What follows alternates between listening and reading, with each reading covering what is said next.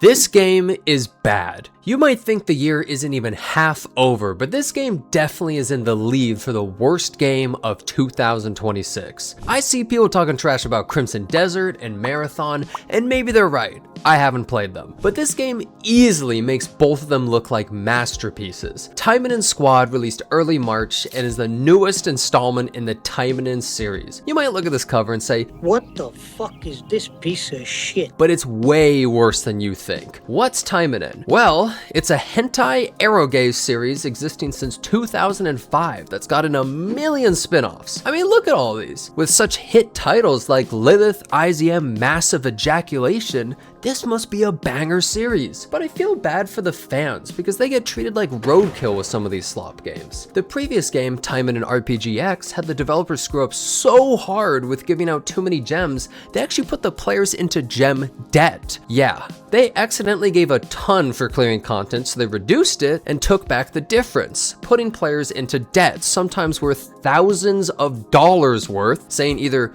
pay up or leave. And well, they all left. Rest in peace to that piece of trash. This is all unlike another game using the name, Taimanin Asagi Battle Arena, which had something called the NTR bonus, where if you don't log in, this big guy behind your waifu, well, So basically, do you want me to spell it out for you? You get cucked. They don't reward you for playing. Oh no, you get punished by sitting in the chair. Apparently this is a pretty common thing in this series, so maybe it's a reward for some. Anyways, let's get to the main event. Taimanin Squad, a new gacha game released on Steam and PC, weighing in at a light 2.7 gigabytes, so it's either the most optimized gacha game of the year, or it has nothing in it. I'm apparently currently on my trash game arc, so if you want to see me play more garbage, subscribe to the channel or catch me at twitch.tv/Jenazad. So I boot the game up, and let's try this game.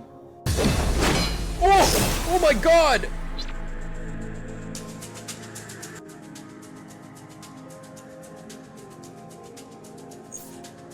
Guys, that was even louder for me than it was for you. Yeah, this was my actual reaction to the start because it's so damn loud. It's like 20 times louder than you just heard in the actual clip. I'm not joking. It was so loud I actually started sweating all over. It's not like I expected to get jump scared. The title screen is just a straight up flat 480 PNG with smoke effects over it. Beautiful. Then it puts me in this tutorial where I have these girls with ridiculous clothes and thick as hell bodies fighting against some demons. It looks like your standard turn-based game with 3 typings, strength, agility, and technique, which are effective against each other in a triangle formation. You have a basic attack, a skill, and an ultimate. Pretty standard stuff. Afterwards, we get to do our first account pulls. Now, I'll definitely give them credit on this. You can do as many pulls as you want until you keep a 10 pull you like with up to 2 legendary characters. But honestly, if we can re-roll as much as we want, why not just give a choice of whoever we want to start rather than hitting this button 1,000 times? The sad part is you realize this re-roll is like Sisyphus pushing the boulder up the hill, endlessly re-rolling, only to at the end realize the game's a piece of crap and you gotta start all over again with another game. After my re-rolls, I decided to use the 50 free pulls they gave us on the standard banner, and the rates aren't too bad. Apparently they also give a free pull per day. Hey, they're pretty generous. Well, let's talk about that. They also got this fancy banner called the Premium Recruit that uses golden tickets. They give you 1 10 pull for free, but after that, you see this little counter here on the standard banner? Every 100 standard pulls, you get 1 premium ticket. So at the rate of 1 free pull per day, we're looking at close to 3 years to do a single 10 pull on this banner. What a sick joke. You also get very few gems by playing the main story, so if the other content isn't giving you a lot, you aren't gonna get many pulls later. I got like 2 over the course of a couple of days playing so far. And you can't even use gems on the premium banner. No, it's too exclusive and special. You can get them in a couple other places, but you may as well get a job because you're gonna need one to pull again. But let's be real, ain't no one playing this game's got one, and that's why it barely makes any money. And the pity on the premium banner is like 100. Like, who's gonna hit that without spending? Let's talk about the models. They look like VR chat avatars, except VR chat's way more pornographic than this game somehow. But let's think for a second. This game's based off of a hentai game and made for gooners. why isn't it just a full-on hentai? Did they think they were gonna make a PG game so little Timmy can play? It's like buying Playboy magazine to read the comics or going on X videos to read the comments. The weirdest part is they also have male characters you can pull. Like, get the hell out of the way, I'm gooning here. But honestly, they're actually really cool looking. Holy, look at Orc Warlord, that's a big boy. I decided to look through all the characters, and what really blew my mind is they even have male legendary character. In the current state of gacha games, this is actually shocking. If this game came out in Korea, there would be a national meltdown, news broadcasts, and trucks driving around the headquarters. At least the animations are decent for what it's worth, and they jump back after an attack, way better than a game like Raid Shadow Legends, where they look so stupid running there and back. Imagine you played a game like Expedition 33 and after an attack, Gustav just casually walked back to his position. Anyways, we finished the polls and now we can finally play the game, right? Well, first they have this super important tutorial for us, how to change your lobby screen. I mean, I know this is a Gooner game, but come on, is this really something you need to force us to do before even playing? You can make them stand there at an awkward angle with a ton of screen real estate, or make them run or sleep? Okay. Then we get our login reward and we see this Step Up S package. But wait, I don't remember this character being on any of the banners when I was pulling. That's right.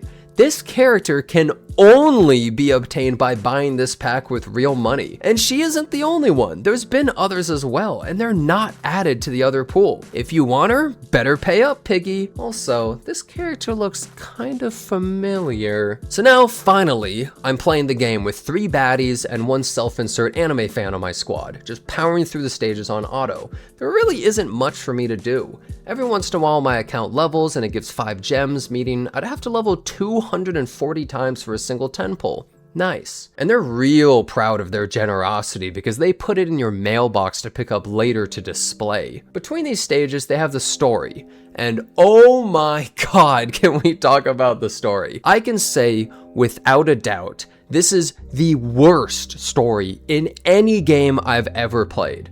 The entire story is literally just a few PNGs posted up with a voiceover of a guy narrating. No characters appear, no animations, no their voices. Hell, there isn't even any music, just this one guy narrating. He even narrates what the other characters are supposed to be saying. 第二の都心となるべく、かつての日本政府の肝入りで、巨額の資金を使って造成されたが。Now, I'll give credit where it's due. The VA is Sugita, the guy who voices Gintoki and Joseph Joestar, and he's incredible. But not even he can save this trash adaptation. Maybe if they spent the money they used on him putting character models on screen, it would have been better. Feels like I'm watching Tengen explaining a PowerPoint. その一つとして死滅回遊のゲームマスターは賢弱ではない。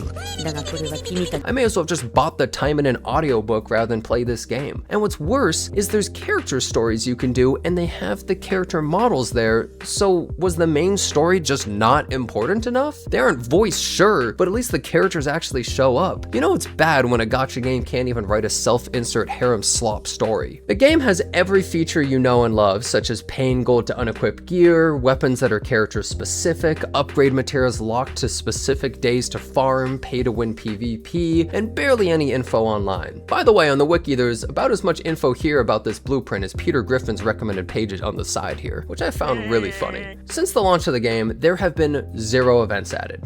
Nothing. The game legit has 0 content. It's honestly hard to find much more to talk about seeing as the video has more effort put into it than the game, but let's scrape the bottom of this dumpster. One being that there are 4 modes to play. One is the main story where you fight waves of enemies, then extermination where you fight waves of enemies into a boss for upgrade materials, then we have special ops where you fight waves of enemies into a specific element for trait materials, and then we have tactical training where you fight a boss for a high score for weapon blueprints. Then there's a 5th mode called Rift Explorer that hasn't been available since launch and definitely won't before this game shuts down. They also have Arena where you fight ghosts of other players' teams. That's everything. I just named all the content in the entire game. You hit the auto button and wait to see your characters take out the enemies. Sure, you can upgrade your characters to be stronger and get new skills, but why even try? Get stronger for what? Is this how Saitama felt? Just an abject void of meaningless existence? Why do we play gacha games? Just to suffer? My recommendation is you take your gooning elsewhere.